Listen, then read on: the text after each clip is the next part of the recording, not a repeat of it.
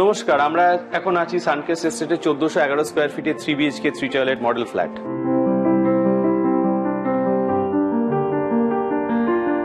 আমরা এখন আছি ফ্ল্যাটের লিভিং ডাইনিং এরিয়াতে।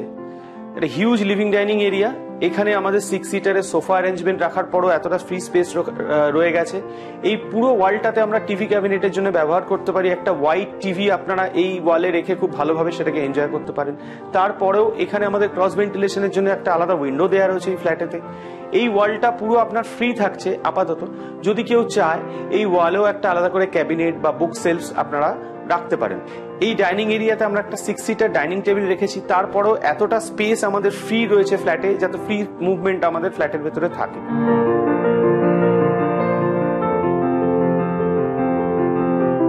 তারপরে আমরা আসবো ব্যালকনিতে। একটা হিউজ ব্যালকনি।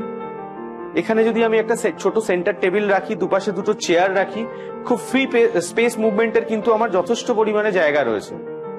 এটা আমাদের কিচেনটাতে এল শেপের টপ দেওয়া থাকবে গ্রানাইট দিয়ে, এটা সিঙ্ক, এবং এখানে একদম মডার্ন ড্যাডো দিয়ে ফিনিশ করে দেওয়া থাকবে কিচেন।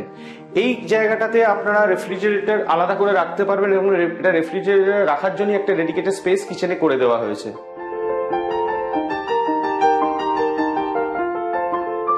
এইটা হচ্ছে ফ্ল্যাটের একদম ইন্টেরিয়ার একটা পার্ট এবং প্রাইভেট একটা পার্ট।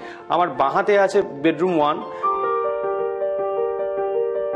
এটা হচ্ছে ফুল লেন্থ একটা উইন্ডো, যেখান থেকে আপনারা ন্যাচারাল লাইট এবং এয়ার বেডরুমটাতে ভীষণভাবে এনজয় করতে পারবেন। এখানে একটা ফুল লেন্থ ওয়ার্ড্রপ রাখার পরেও এতটা জায়গা আমাদের কাছে ছাড়া রয়েছে, যেটা ফ্রি স্পেস মুভমেন্ট খুব ভালোভাবে হয়। এবং এটা আমার সেকেন্ড বেডরুম।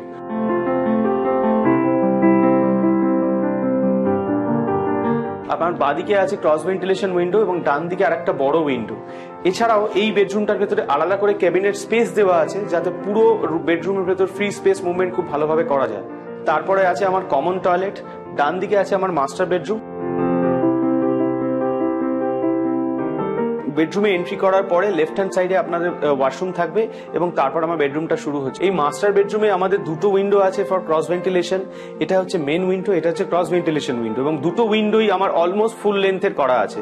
তারপরেও এই বেডরুমে আলাদা করে ওয়ার্ড্রপ স্পেস দেওয়া আছে, যাতে আমার বেড রাখার পর বেডরুমের ভেতরে ফ্রি স্পেস মুভমেন্ট খুব ভালোভাবে করা যায়।